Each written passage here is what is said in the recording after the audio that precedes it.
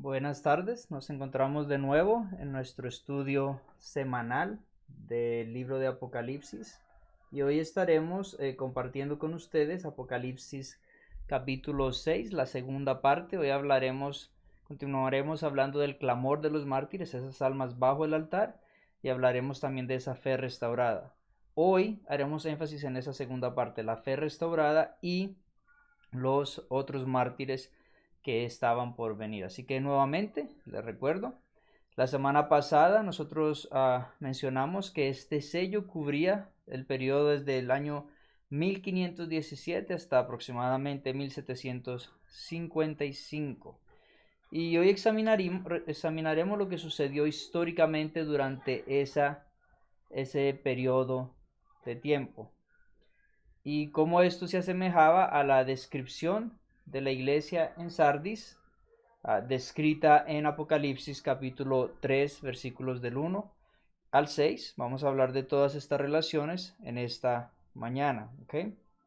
Entonces, sin mayor preámbulo, vamos a orar para comenzar este estudio. Vamos a orar.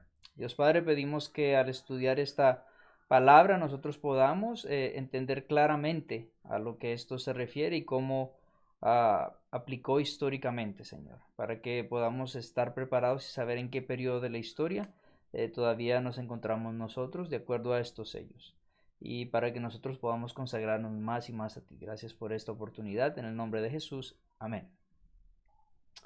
Nuevamente quiero compartir con ustedes. Lo primero que hoy debemos mencionar es que en el año 517 allí comienza ese periodo de la Reforma protestante, y este sello describe ese periodo de la fe reformada, comenzando con Lutero y de allí en adelante los otros reformadores. La semana pasada creo que hablamos de los previos reformadores allí, ¿ok? Entonces, Dios levantó hombres que exaltaban la palabra de Dios y cuyas mentes estaban cautivadas a la verdad. Ellos querían estudiar la Biblia, y así entonces la Biblia se tradujo en el idioma de la gente para que ellos mismos pudieran entender esa palabra vital que había que compartirse con el mundo, ¿ok? Y eso nos lleva entonces a nuestra lección de hoy, como dije, el clamor de los mártires y la fe restaurada, ¿ok? Entonces, abramos nuestras Biblias en Proverbios capítulo 4, verso 18. Proverbios capítulo 4, verso 18, y allí nosotros podemos leer, se nos dice: mas la senda de los justos es como la luz de la aurora, que va en aumento hasta que el día es perfecto. ¿Okay?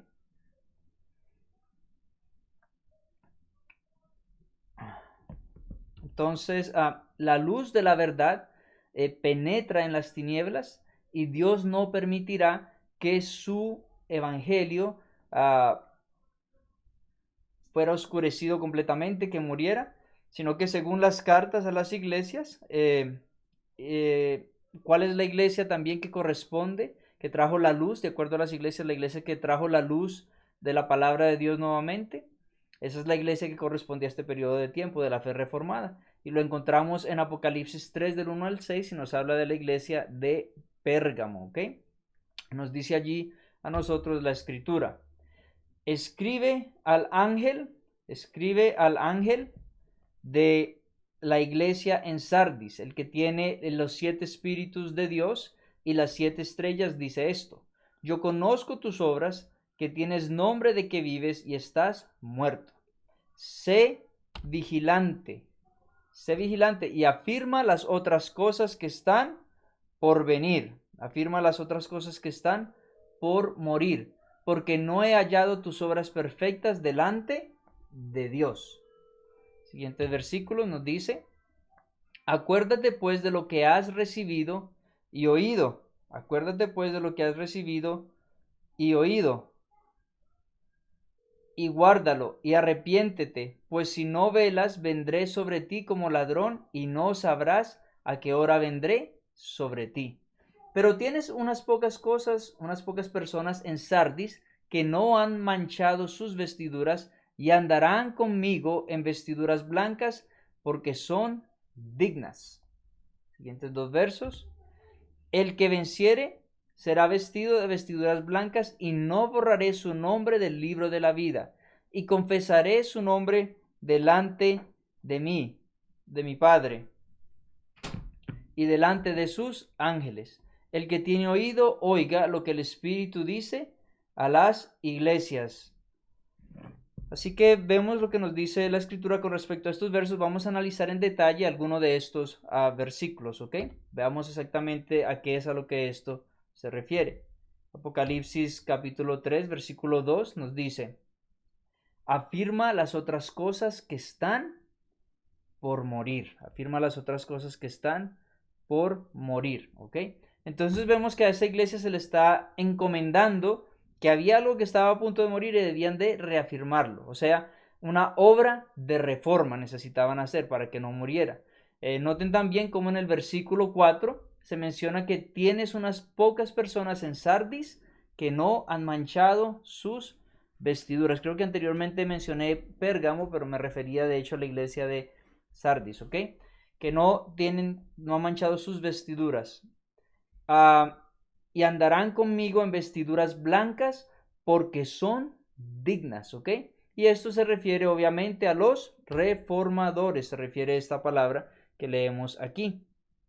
Por tanto, si nosotros tornamos a Judas, capítulo 1, versos 3 al 4, leemos: amados, por la gran solicitud que tenía de escribiros acerca de nuestra común salvación, me ha sido necesario escribiros exhortándoos que contendáis ardientemente por la fe que ha sido una vez dada a los santos.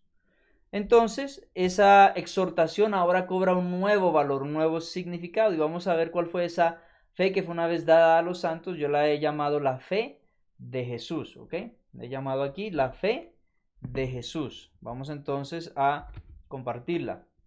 En esta fe de Jesús vemos que durante la Edad Oscura se perdieron muchas doctrinas bíblicas, como lo hablamos, y se introdujeron doctrinas de hombres, doctrinas no bíblicas, como lo vimos en la lección pasada, bastante extensa, hablamos de esos temas, ¿ok? Entonces vemos aquí que hay un retorno a la palabra de Dios. En 1173 los valdenses, ellos creían en la Biblia y solo en la Biblia. En 1370 John Wycliffe habla de la autoridad de la Biblia. En 1400 John Huss habla de la obediencia a Dios por encima de todo, por encima de reyes y de cualquier otro gobierno o poder religioso. Y Martín Lutero habla de la salvación por la gracia, ¿ok?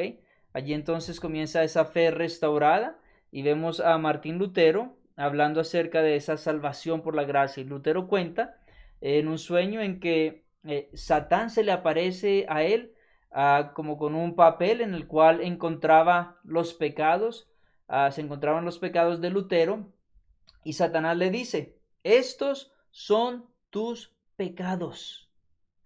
Y Lutero, atemorizado, dice: lo son. Satanás continúa: ¿puedes negar que son tus pecados?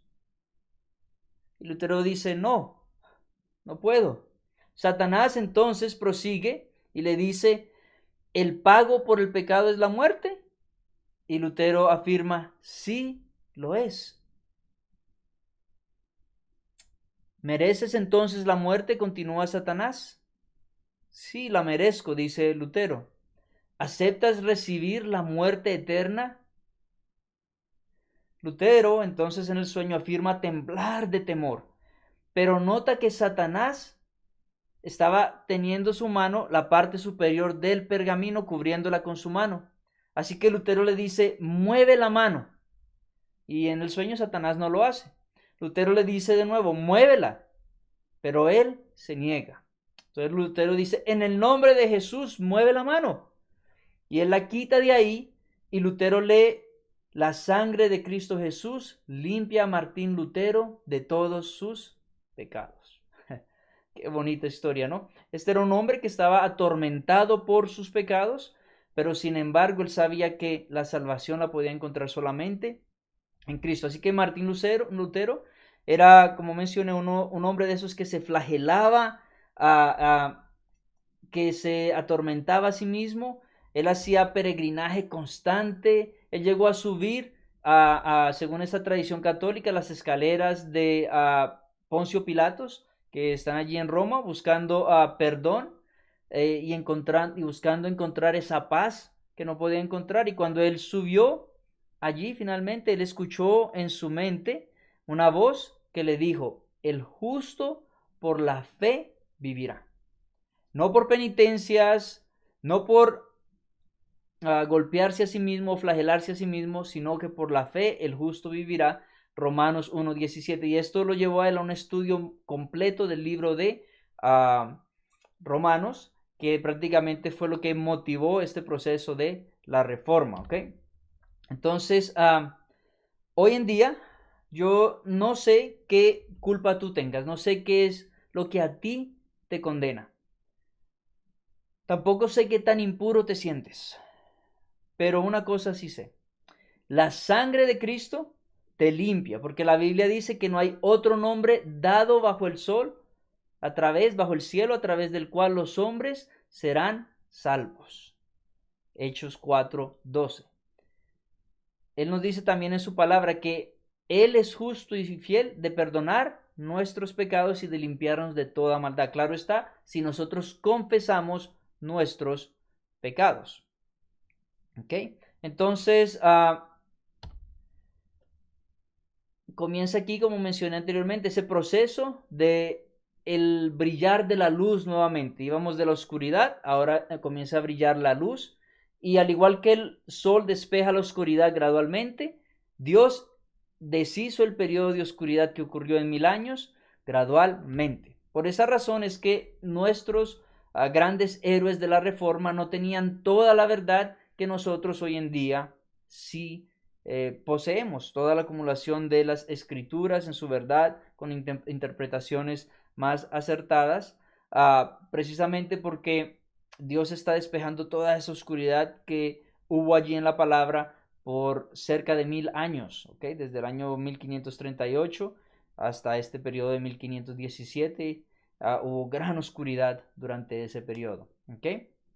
Entonces ya en 1521, en la dieta de Worms, Lutero entonces respondió: puesto que su majestad imperial y sus altezas piden de mí una respuesta sencilla, clara y precisa, voy a darla, tal que no tenga ni dientes ni cuernos. De este modo, el Papa y los concilios han caído muchas veces en el error y en muchas contradicciones consigo mismos.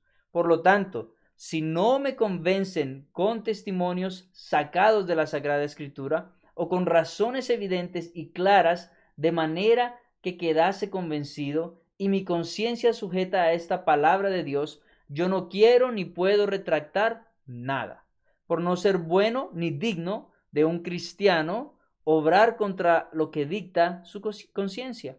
Heme aquí, no puedo hacer otra cosa, que Dios me ayude. Amén. Esas fueron las palabras de un hombre lleno de fe, de un hombre redimido, de un hombre que había entendido la salvación por la gracia a través de la fe y que no estaba dispuesto a ceder ni una pulgada con respecto a esa enseñanza central en el Nuevo Testamento. La salvación es meramente por la gracia. ¿Ok? Continuemos entonces. Nos dice allí que después de Martín Lutero vemos que viene Juan Calvino. Y el enfoque de Juan Calvino es la libertad de conciencia. ¿Okay? En 1555 Juan Calvino viene y comparte el entendimiento acerca de la libertad de conciencia. El hombre debe de escoger sus creencias de acuerdo a su conciencia. Y Calvino es usado grandemente por Dios para organizar la teología. Él es el primer teólogo sistemático de la iglesia protestante y él habló acerca del regreso de Cristo también y de la libertad de conciencia, como ya lo mencioné. Él entendía las señales de los tiempos en la forma como Cristo ha de venir, pero él no entendía completamente acerca de esa libertad religiosa. Él hablaba de la libertad de conciencia, pero no entendía completamente la libertad religiosa, ya que él y el grupo que lo seguían a él, ellos perseguían a quienes se oponían a su teología. Él también creía en la predestinación, de que Dios creó algunas personas para ser salvos y algunas personas para perderse eternamente, lo cual es un concepto bastante controversial en el mundo cristiano. Algunos encuentran apoyo bíblico en esto, otros encuentran que no tiene apoyo bíblico alguno, ¿ok? Ah, lo que esto sí hace es que pone en cuestión el carácter de Dios, y Dios es quien escoge quién se salva y quién se pierde, y la Biblia nos dice que Él desea que todos se salven, porque entonces no escogió a todos para la salvación, ¿ok? Él tampoco entendía acerca del bautismo por inmersión. Él, de hecho, ellos continuaban bautizando por aspersión, como era la tradición de la iglesia en aquellos tiempos. Entonces Dios trae otras personas que vienen a traer claridad a estos errores doctrinales que él compartía en aquel entonces, ¿ok? Hasta que esa verdad fuese recuperada. Aún con todos estos errores, él es el campeón, un campeón de la fe, y vivió de acuerdo a la luz que él tenía. De hecho, la Constitución de Estados Unidos está basada en lo que Calvino escribió, de que el hombre debe ser responsable solo ante Dios por lo que él decide. ¿Por qué entonces hay tantas denominaciones? Algunas personas se preguntan, nos preguntamos, y es precisamente por esto. Calvino fue un gran hombre de Dios. Yo espero verlo a él en el cielo cuando nuestro Señor venga a resucitar a su pueblo. Sin embargo, él tenía algunas doctrinas y algunas cosas que él no comprendió correctamente. Tristemente, aunque él fue fiel a la luz que se le dio, tristemente, aunque Lutero fue fiel a la luz que él recibió, tristemente, aunque cada uno de estos reformadores practicaban lo que ellos entendían que la Biblia enseñaba y lo creían, ellos no recibieron toda la luz. Ellos recibieron parte de la luz. Recuerden que es un proceso gradual. Tristemente también los seguidores de estos hombres se quedaron siguiéndolos a ellos y no siguiendo la palabra.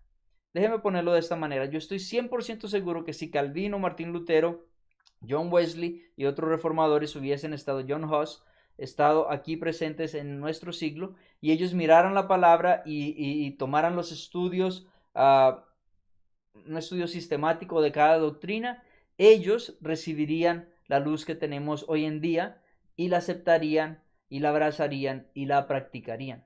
Sin embargo, sus creyentes cometen el error de quedarse con las doctrinas que ellos recibieron de sus líderes y no continuaron indagando en la palabra de Dios, escudriñando para encontrar la verdad tal cual es en Cristo Jesús, para encontrar esa fe que fue una vez dada a los santos, ¿ok? Entonces, nosotros debemos de buscar hacer discípulos enseñándole todas las cosas que Dios nos ha enseñado, ¿cierto? Nos dice allí en Mateo 28, versículos 19 al 20, nos dice: por tanto, id y haced discípulos por todo el mundo, bautizándolos en el nombre del Padre, del Hijo y del Espíritu Santo, y enseñándoles a hacer todas las cosas que yo os he mandado, y he aquí yo estoy con vosotros todos los días hasta el fin del mundo. Ahora bien, si usted está buscando una iglesia que le dé gloria a Dios, lo primero que usted debe buscar es una iglesia que enseña las doctrinas tal cual están en la Biblia. No debería ser algo tan difícil, ya que no se pide que contendamos por la fe de los hombres, sino la fe que fue una vez dada a los santos, que es lo que encontramos allí en la palabra, y es algo que estos reformadores estaban buscando hacer, acercarse a esa fe que fue una vez dada a los santos, ¿ok?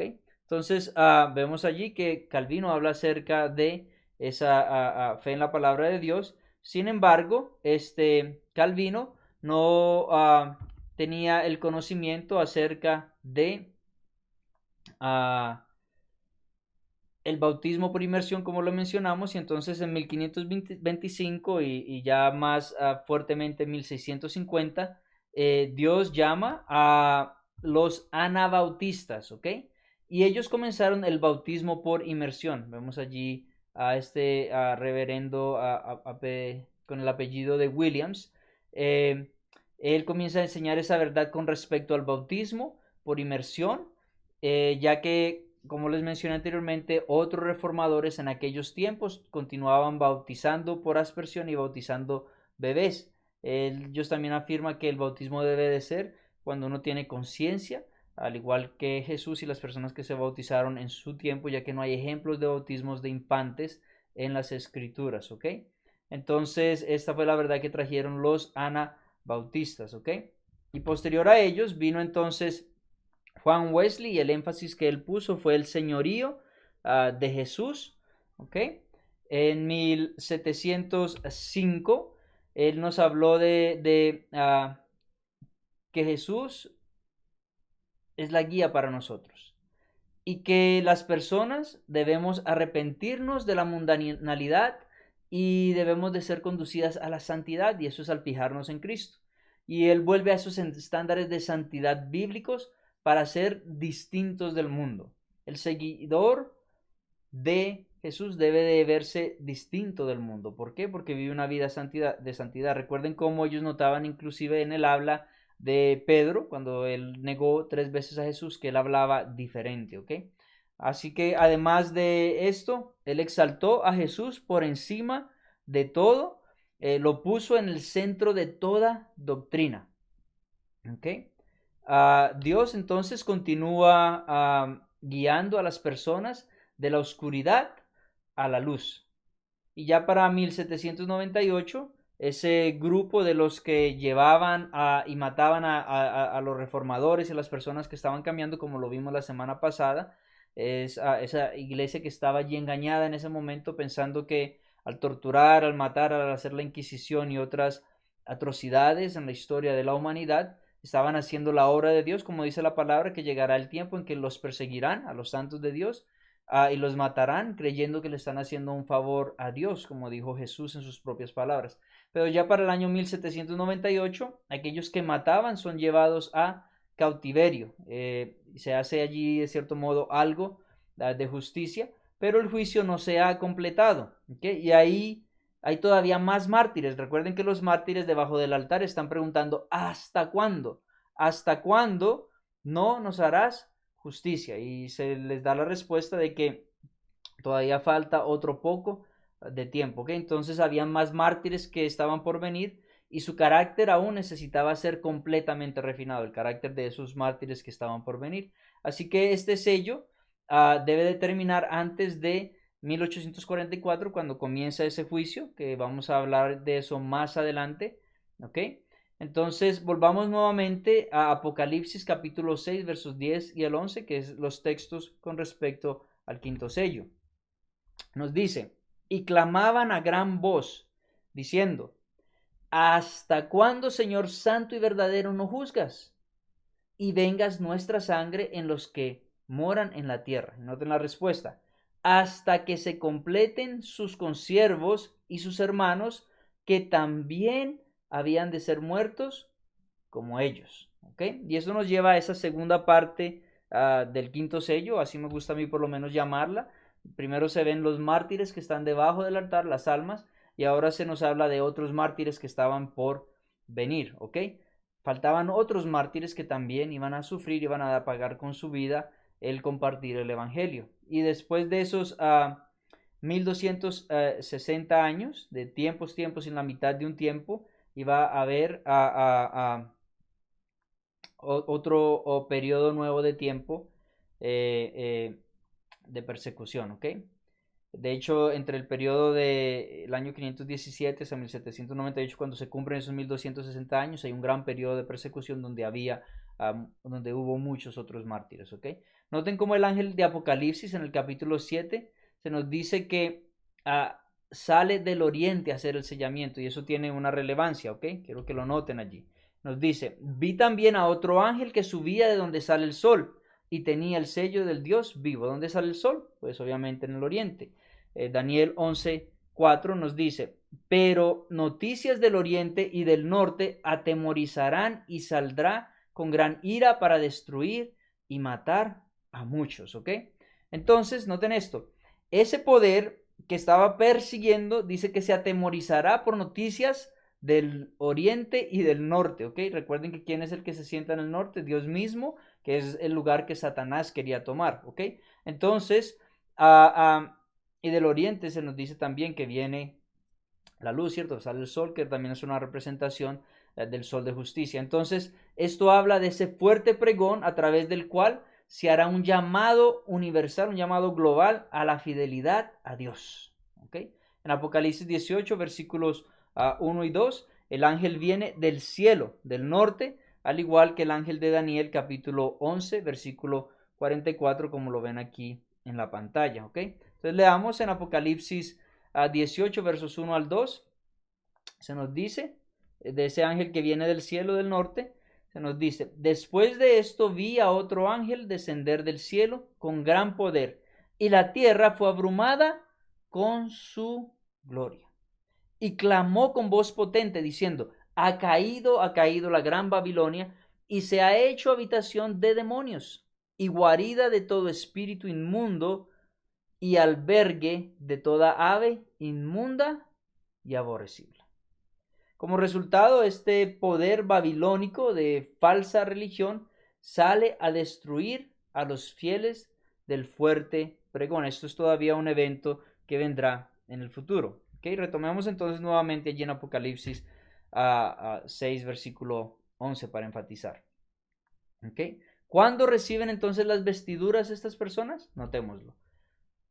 Nos dice que estoy hablando del segundo grupo de mártires. Recuerden que el primer grupo de mártires recibieron sus vestiduras, su salvación quedó garantizada en ese momento, ¿ok? Pero hay otro segundo grupo de mártires, cuando ellos reciben su salvación, ¿ok? Vamos a examinar ese aspecto. Daniel 12:1 nos da la respuesta.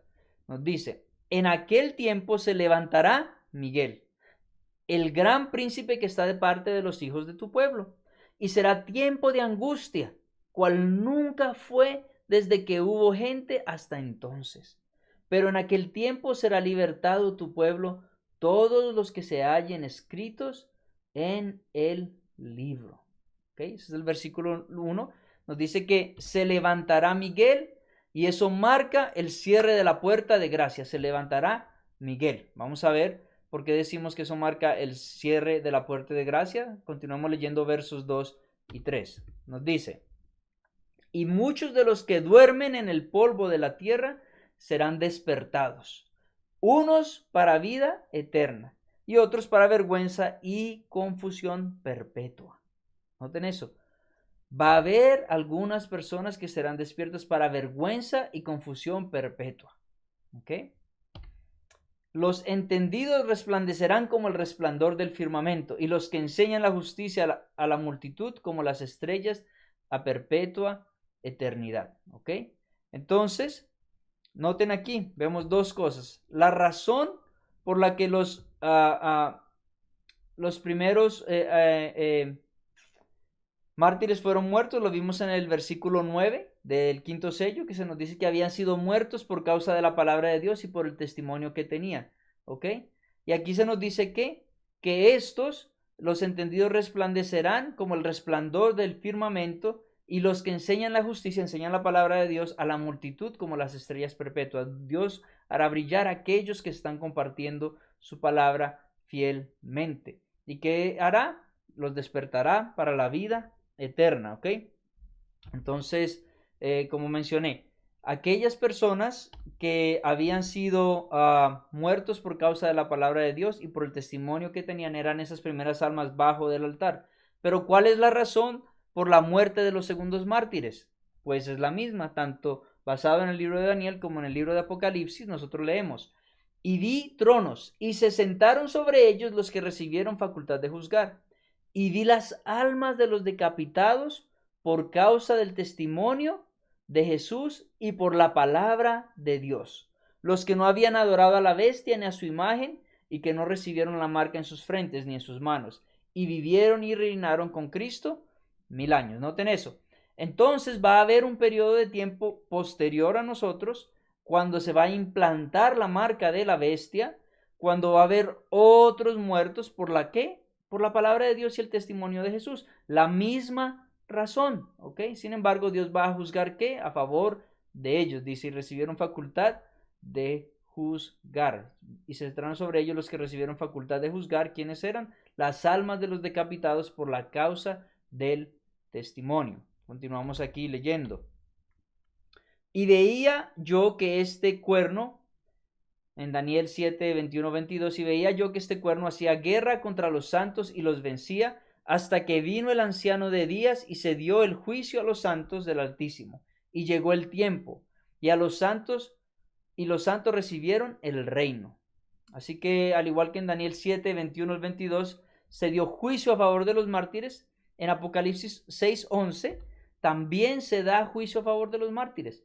Pero el resto de los mártires no reciben sus vestiduras, no reciben su recompensa hasta el final. Aquí también en Daniel capítulo 7 se da el juicio. En Daniel 7, 21, 22 es previo a la venida de Jesús, cuando recibirán la recompensa, y lo leemos en los versículos 25 al 27. Aquí nos dice, ¿ok? Porque recuerden esto, todavía tenían que esperar por la ejecución del juicio. Ellos solo recibían el reino después de que son pisoteados por tiempos y medio tiempo, ¿ok? Hasta que se siente el juez en Daniel 7:26. Así que leemos Daniel 7:25 y dice, y hablarán palabras contra el Altísimo, y a los santos del Altísimo quebrantará, y pensará en cambiar los tiempos y la ley, y serán entregados en su mano hasta tiempo y tiempos y medio tiempo. Pero se sentará el juez, ¿cuándo? Después de ese tiempo, y le quitarán su dominio para que sea destruido a ese cuerno pequeño, a ese poder malvado, y arruinado hasta el fin. Y que el reino y el dominio y la majestad de los reinos debajo de todo el cielo se ha dado al pueblo de los santos del Altísimo, cuyo reino es reino eterno, y todos los dominios le servirán y le obedecerán. ¿Ok? Entonces aquí en Apocalipsis es cuando se ejecuta el equivalente a Daniel 7:25. En Apocalipsis lo encontramos en Apocalipsis capítulo 16, versos 5 al 7, y lo podemos leer. Nos dice, y oí al ángel de las aguas que decía, justo eres, oh Señor, el que eres y que eras el santo, porque has juzgado estas cosas. Por cuanto derramaron la sangre de los santos y de los profetas, también tú les has dado a beber sangre, pues lo merecen. También oí a otro que desde el altar decía, ciertamente, Señor Dios Todopoderoso, tus juicios son verdaderos y justos. ¿Ok? Entonces, recuerden ese clamor de los ángeles debajo del altar. En Apocalipsis 6:10 se nos dice, ¿hasta cuándo, Señor, santo y verdadero, no juzgas y vengas nuestra sangre de los que moran en la tierra? ¿Ok? Así que aquí es donde se nos da la respuesta. Las palabras son la retribución de Dios sobre aquellos que inmolaron a sus hijos. ¿Ok?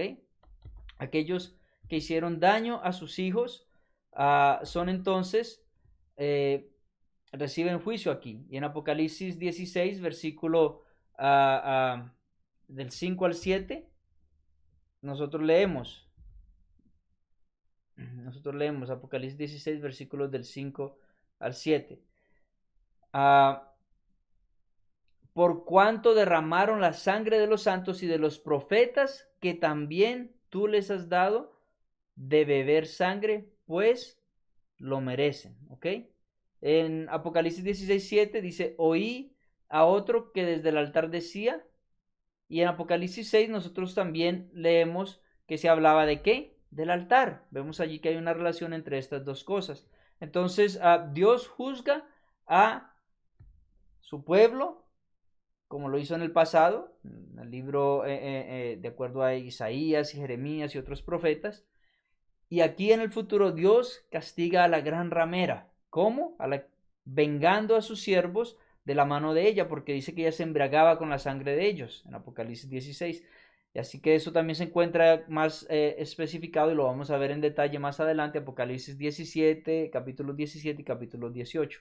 ¿Okay? Donde allí se llega a secar el Éufrates, las aguas donde se sentaba la gran ramera. Toda esa población de gente que la apoyaba la va a rechazar eventualmente. ¿Ok? Entonces Daniel 12, 5 y 7 nos dice, nos habla de las plagas, que son la retribución de Dios sobre aquellos que inmolaron, porque de cierto modo hicieron algo parecido a lo que hicieron con su hijo, lo sacrificaron, lo inmolaron, eso es lo que están haciendo ellos aquí también. Entonces,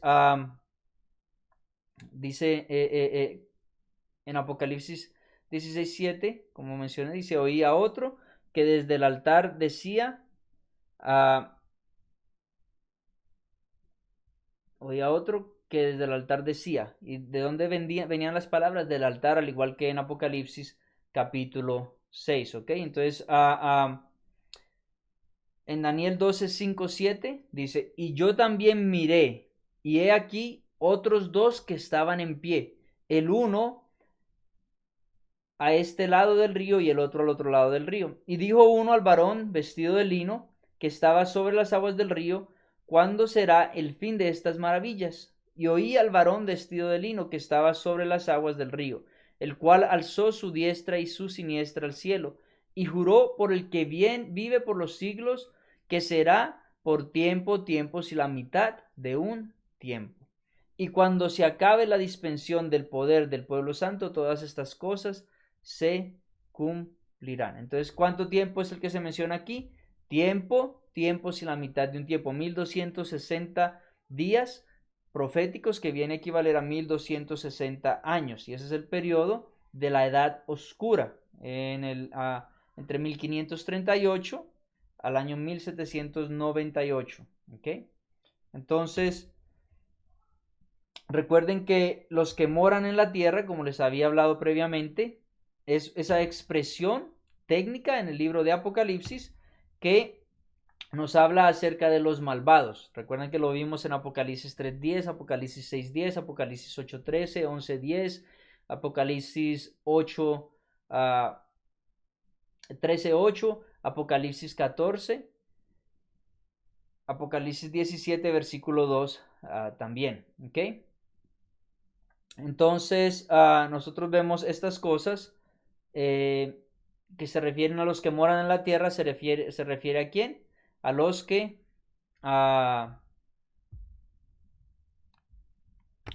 se refiere a los que no son del pueblo de Dios, a los malvados, a los que moran en la tierra, son los que eventualmente se van a perder, ¿ok? Y estos se presentan en contraste a los santos redimidos, se presentan como los que moran en el cielo, ¿ok? Los que moran en el cielo, aunque estamos aquí en la tierra, dice también en las cartas de Pablo, dice que nosotros estamos sentados con Cristo en lugares celestiales. Y así en el libro de Apocalipsis a los salvos se les presenta en el cielo y a los impíos en la tierra, los que moran en la tierra. Apocalipsis 13:6 dice que reinan en los lugares celestiales los santos, ¿cierto? Y también Apocalipsis 1, versículo 6, Apocalipsis 5, versículos del 9 al 10 también menciona estas palabras, ¿ok? Entonces en Apocalipsis 8, versículo 13 y versículos 11 al 10, Apocalipsis 13:8, los moradores de la tierra siempre se oponen a Dios y a su pueblo. Son los que se oponen a Dios y a su pueblo. Y estas almas están orando, por lo tanto, estas almas debajo del altar están orando por vindicación porque están siendo oprimidas, ¿ok? Estas almas están orando por vindicación porque están siendo blasfemados, están mintiendo acerca de ellos. Así que los primeros 4 sellos, entonces, enseñan que Dios disciplina a su pueblo, pero cuando su pueblo se arrepiente, Dios le recibe y les hace justicia, ¿ok? Sin importar entonces qué tan bajo hayamos caído, hay esperanza para el pueblo de Dios. Si nosotros nos acercamos nuevamente, hay esperanza, ¿ok? Dios tiene el control de la situación, ¿ok?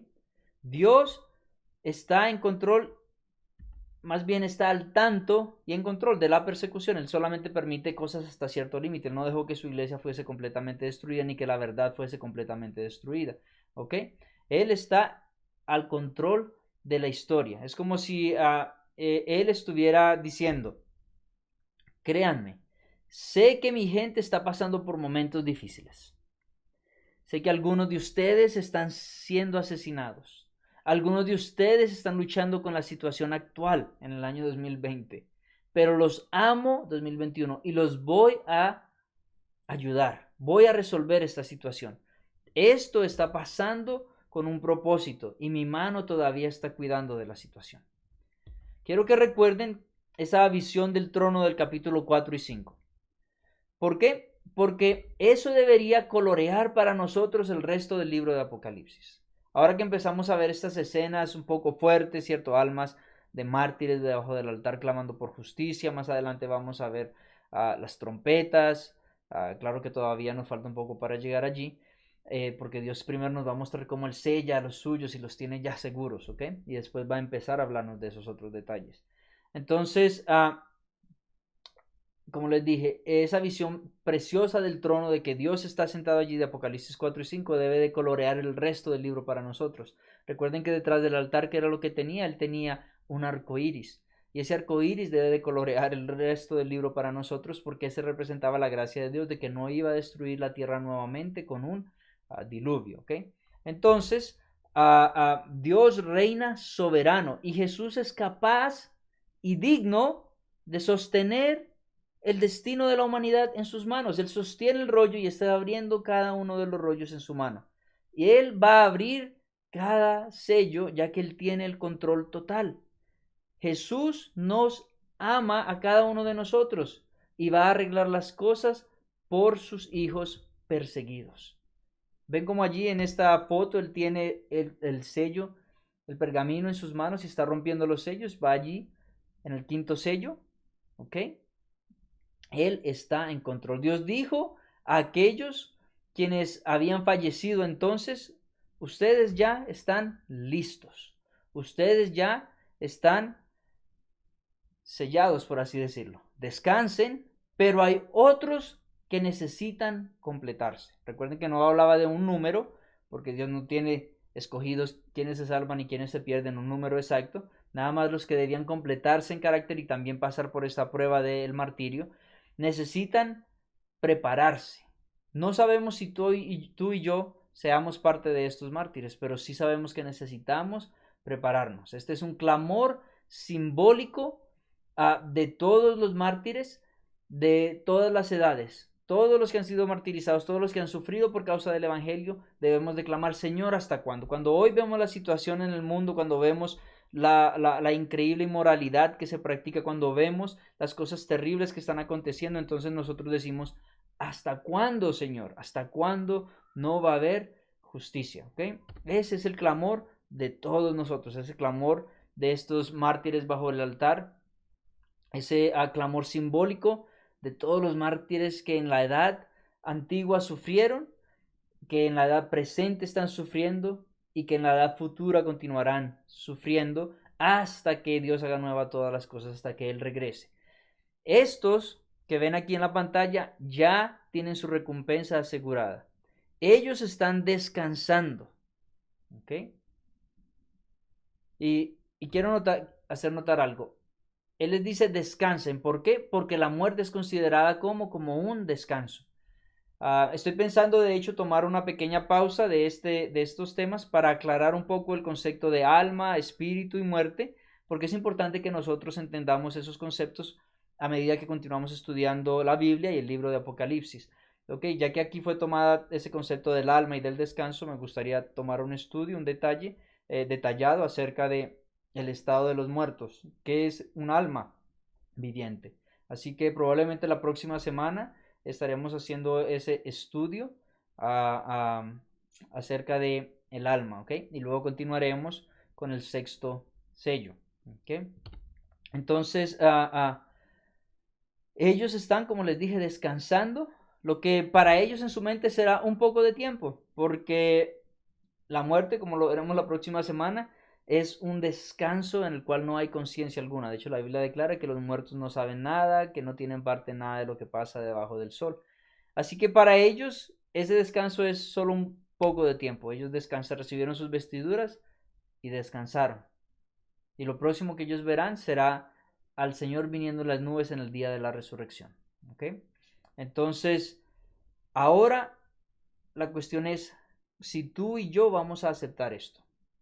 si tú y yo vamos a aceptar la salvación para ser redimidos y junto con estas almas, nosotros también aseguremos esas vestimentas blancas que significan la justificación de Cristo, la pureza de Cristo que es puesta a nosotros, ¿ok? Y entonces así nos aseguramos la recompensa que Dios viene a dar a aquellos que han aceptado la salvación por la gracia a través de la fe. Así que hoy quiero animaros a ustedes a que no pospongan el tiempo. Miren que aunque ellos fueron martirizados y sufrieron en esta vida, hubo una preciosa respuesta para ellos. Se les dijo: tomen sus vestiduras y pasen a descansar. Vendrá otro tiempo, vendrán otras dificultades, vendrán otras pruebas, vendrán otros mártires posteriores, tanto dentro de esos 1260 años como cerca de los últimos eventos, de los eventos finales. Sin embargo, ustedes ya tienen aquí garantizada su salvación, se les entregó sus vestimentas blancas y se les envió a descansar hasta cuando sean resucitados en el futuro. ¿Cuántos de ustedes no quieren también experimentar tal gozo? Si ese es su deseo, únase conmigo en oración en esta tarde. Vamos a orar. Dios Padre, te damos gracias porque tú nos has guardado con tu poder en este año de pandemia pasado y hemos comenzado un nuevo año. Deseamos servirte y acercarnos más a ti, Señor. Perdona cada ofensa que nosotros hacemos. Queremos hoy recibir esas vestimentas de tu justicia. Queremos caminar en santidad. Queremos mantener esas vestimentas limpias por virtud de tu poder, Señor, por virtud de tu sangre, confesando nuestros pecados y sabiendo que tú eres justo y fiel de perdonar nuestros pecados y de limpiarnos de toda maldad.